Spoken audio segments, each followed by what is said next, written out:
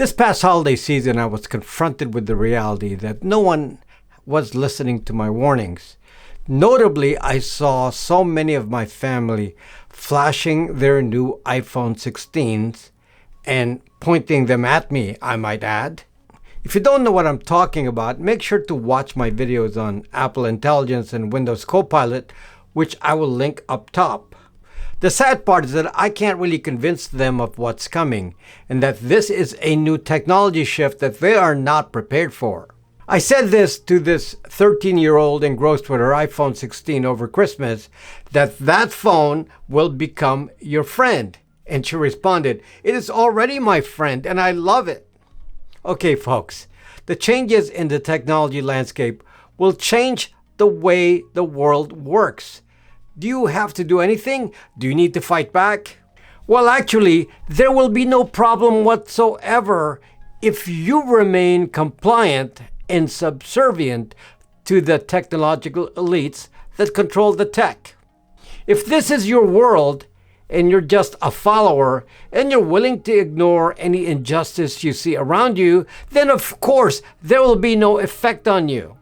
The controlling entity will be the embedded AI, and it's already here. Starting in 2025, the embedded AI in Apple Intelligence on iPhone 16s and Windows Copilot will be your new friend. If you have any desire to resist this, if you aren't willing to ignore injustice when you see it, if you suspect that we can be vulnerable to this tech, then I need to teach you more, so stay right there.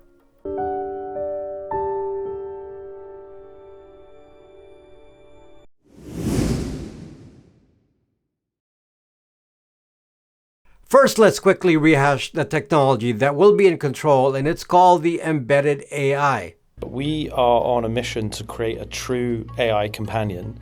And to me, an AI companion is one that can hear what you hear and see what you see and live life essentially alongside you. These words are from Microsoft, so this is their goal, and it is already here. This is the new trend. This is now the newly introduced tech that will be found on Windows 11 with Copilot and Apple Intelligence. Many of you do not understand the intensity of what these words mean. There will not be an immediate effect because your device has to learn about you. So give it a year and then the device will begin to be a mirror of your mind, knowing what you know. Now, some of you automatically make statements that assume that I'm anti-AI. Hell no, I've many videos teaching you how AI works. I've studied the tech intensively. I've told you that I use AI locally on a device I control to sometimes speed up my work. I've even studied the source code of the transformer architecture, which is the basis of LLM use. So I definitely know how it ticks. And I understand it even further that AI is not just a single module, but when embedded into iOS or Windows, it is actually a brain with many little workers called agents.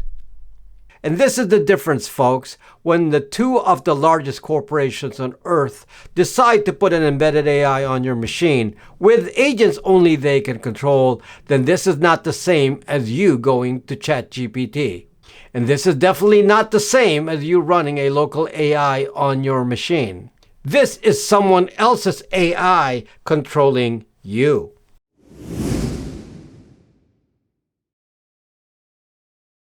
Some of you don't really get what happens when the AI hears what you hear, sees what you see, and knows what you know. There are two parts to this. First, this AI will be the primary provider of your information. Second, this AI will be the primary surveillance tool so someone knows what you're thinking.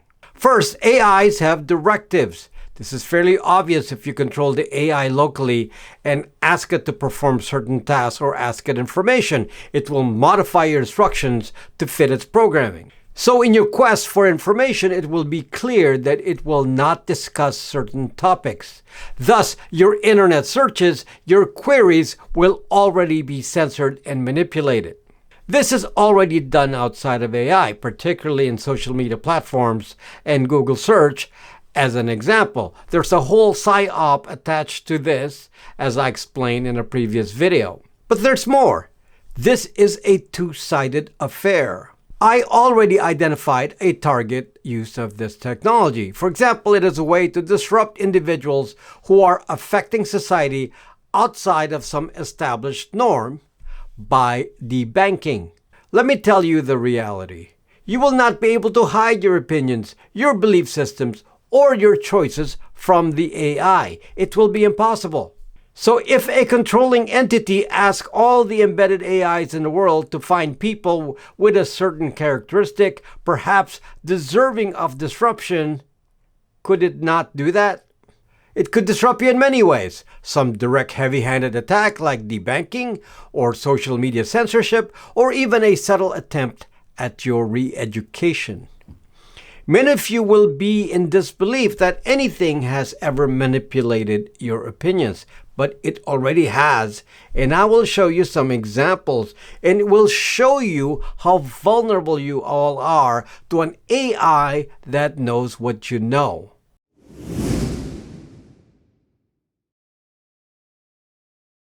Now I'm going to switch gears outside of tech for a moment. I will just demonstrate that from my perception, information has already been controlled, so that this idea of an embedded AI can control my thoughts is not that far-fetched. Now I'm going to switch gears outside of tech for a moment. I will just demonstrate that from my perception, information has already been controlled. So this idea that an embedded AI can control my thoughts is not that far-fetched. Some of you are truly blind even to the existing way that information has been controlled. Now, on the surface, we seem to be getting a lot of unfettered information, which is very interesting. But if you look closely at what most people actually see, I personally notice that the news that promotes societal disorder seems to rise to the top. And if you notice, the issues that causes the most contention and polarization of society seem to be dominant. Here are a few highlights to focus on. If I'm just to do a quick observation, I would say that in the last 10 years or so, the biggest one that is discussed is climate change, or back in the day it was called global warming. Then there's a supposed rise in a racial divide and increased shift to transgender issues, and this is embraced by DEI agendas that surprisingly were implemented heavily by the corporate world. Another big recent topic of contention is what happened during the pandemic. Sure, there was a lot of censorship and verbal fighting during the pandemic itself, but now we can look back post-pandemic and analyze what happened, and we can see what information was kept from us. Let me just focus on these three societal issues so I keep this video short, and I will identify some subtleties in messaging related to these issues that appear to be suppressed, and you can perhaps tell me in the comments if this is a result of control of information or not. The point of this discussion, I hope, is to show you how subtle the approach is to manipulating information, and if you're not a questioning mind, you will just ignore this and be led to wrong conclusions. The reason this is important is that I'm telling you how an embedded AI can participate extremely easily in manipulating this kind of information, and you will see just how vulnerable you all are.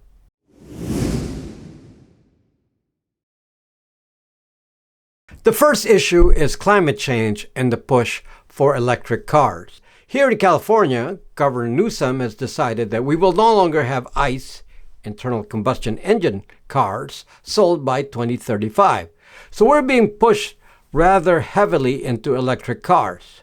Now, I personally have 2 Teslas, so this has no particular effect on me. My Teslas work great, so it was a good consumer decision for me. However, my question relates to how using an electric car will really help climate change if that is the big concern that is foisted on us. Something doesn't ring right. This is truly a big issue that is being hidden because the reality is that California probably has the highest electricity cost in the nation. So to be honest with you, there is no particular significant savings from gas versus electric cars. I have a report of kilowatt hours used and the cost per kilowatt that I get from the Tesla app. And since the electric grid is powered by fossil fuels, what exactly is the green gain? And this is getting worse because the AI server farms are using up a large chunk of electricity and raising the prices further. In California, the cost of gas is artificially raised by taxes. So what's really happening is that we are being pushed to increase our cost of living by increasing both the cost of gas and electricity, but with no real answer given as to why the electricity infrastructure wasn't improved first to lower costs. Economically, it makes no sense. California has had an electrical grid problem for decades, so the price of gas here is around $5 a gallon. And this is then supposed to justify a move to clean energy, make the prices of energy similar on the surface. But that clean energy does not really exist yet. The real effect so far is that the cost of living in California has been raised to such a degree from energy costs that everything else is expensive already. To me, this is a great injustice because the people that suffer are those with lower income, and yet they're the ones convinced to vote for this. Truly, I wonder why the focus was not on creating a less costly and potentially greener energy grid first. And as I said, with the AI using a lot of the power, this is now even further from reality. As usual, this is the idea of the technological elites who think they are geniuses. But I never hear this discussed in the press at all.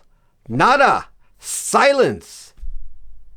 I have some theories on this and everything else I will mention, but I will leave that to you.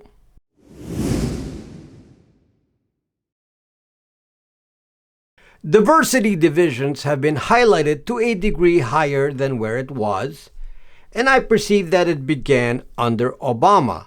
So that's where I believe this change in messaging started. Let's talk first about the George Floyd riots. I'm in Los Angeles, so I can tell you what I've observed here. Okay, I get the news and the anger with George Floyd's death, but I want to talk about the riots themselves. I was actually shocked to see some YouTube comments that said there were no riots. So whoever said that was obviously in La La Land. And I thought I was the one who actually lived in La La Land.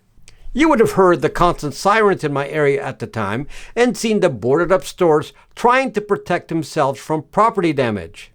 And yes, there was extensive property damage. One of the closest areas to me that experienced the riot damage was Santa Monica. What was highlighted in the news was that there were orderly demonstrations on the main street far from the shops.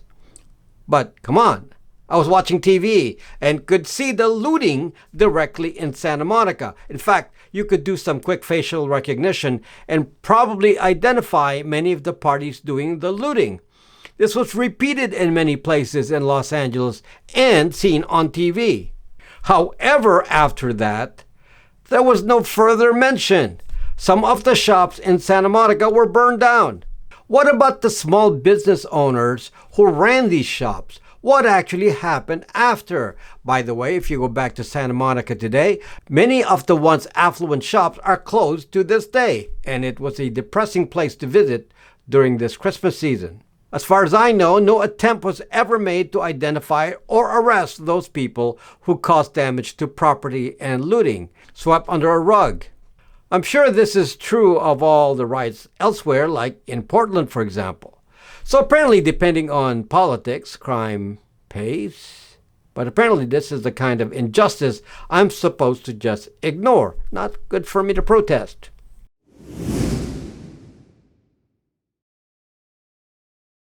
Now let's talk about the past pandemic, which opportunistically occurred at the same time as the riots. I'm on YouTube, so obviously I have to skirt around censorship rules here, so I won't discuss if certain offered solutions by the establishment actually worked. But it should be obvious to the actual population that the problem was spreading regardless of what you did. If the algorithm wants me to say that it was not spreading, then okay, it did not spread. I followed all the rules and I got it twice. So, whatever. What is interesting though, to the side effect of forcing people to do things like shut down restaurants, schools, show ID, masking and all without any actual data that showed that it worked. I get that in panic, some decisions were made proactively, so I will not overjudge the early stage. But even here where I live, there was a neighboring county, Orange County, which did not have the same draconian rules as Los Angeles County. But hey, no one talked about that.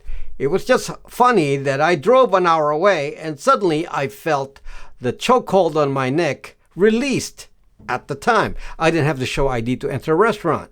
And guess what? Nothing different was notable in the results with completely different enforcement policies. And that is my biggest gripe, that so many moves were made to disregard our freedoms with real effects on real people, like having businesses closed. Again, it is so depressing to visit malls and shopping areas this Christmas. It didn't look good around here. So many retail shops remain closed, real people out of work, businesses failed, all directly impacted by draconian decisions. To this day, we can't really talk about this in social media. We'd be censored. I feel this particular injustice as a small business owner, and it irks me that it is another thing swept under the rug.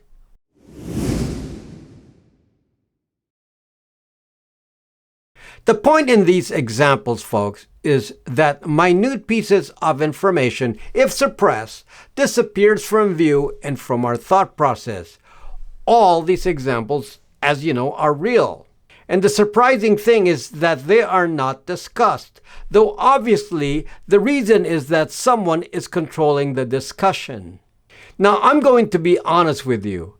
I can discuss these on X, and I encourage you to follow me on X, and perhaps we can open up a little differently. Follow my account there, which is Rob_Braxman.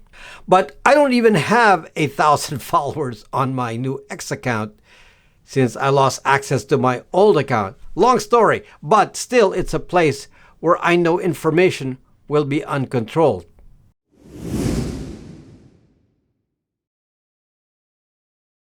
But you can see here that the embedded AI doesn't have to do much. You can see from my examples that your direct textual searches on Google and social media will change once your phone becomes your friend and personal assistant.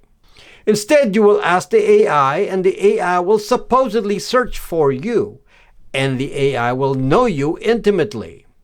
And the AI will know that there are certain topics it needs to suppress. So when you ask it, it will subtly ignore certain issues. It will not be discussed. And this is now the point where we all lose control and we're just a tool. If any of you ever read the book 1984, and I don't want to be repetitive with all the constant 1984 references in a privacy channel, but it just strikes me how AI is similar to the TV in the book. In the book, the TV is a two-way device. In the book, the protagonist turns on the TV every morning and is told what to do, like what exercises he must do, or his work instructions for the day. So the device is two-way. It gives you information, instructions, and it also allows Big Brother to watch you. Well, that is the actual constitution of an embedded AI. It is actually functionally the same, except it is much more efficient because no human being has to be there to instruct you. And have no doubt that the AI is there to re-educate you as well. It is not there just for you to have some alternative user interface. Someone can control what it says, and just like in the book, someone can be told if you're not following the rules. The reality, folks, is that if you succumb to the trick of using a device with an embedded AI, which currently is going to be Apple Intelligence on the iPhone 16 and Windows Copilot on PCs, then your only choice in the future is compliance. By the way, I don't know how Google Gemini will work yet, so I have not discussed that. You may quietly in your head sense an injustice in what you're seeing around you, just like I personally sense in the examples I gave. Well, you may have to keep that to yourself, but I don't know how you can do that, since the device hears what you hear, sees what you see, and knows what you know. If you're about to deviate from the acceptable normal behavior, then the AI will surely surreptitiously re-educate you, just like they did in the 1984 book. Sorry folks, I'm too rebellious for this BS. So absolutely no embedded AI for me. I will stay away from these devices for sure, and I hope some of you pay attention and heed my warning. Regardless of the marketing, an embedded AI in your device is nothing but evil. Folks, I don't just talk about problems related to the technology abuse. I came up with solutions and I offer several of these products on my platform, BraxMe. One of the important products is actually not on BraxMe, and it is the Brax 3 privacy phone.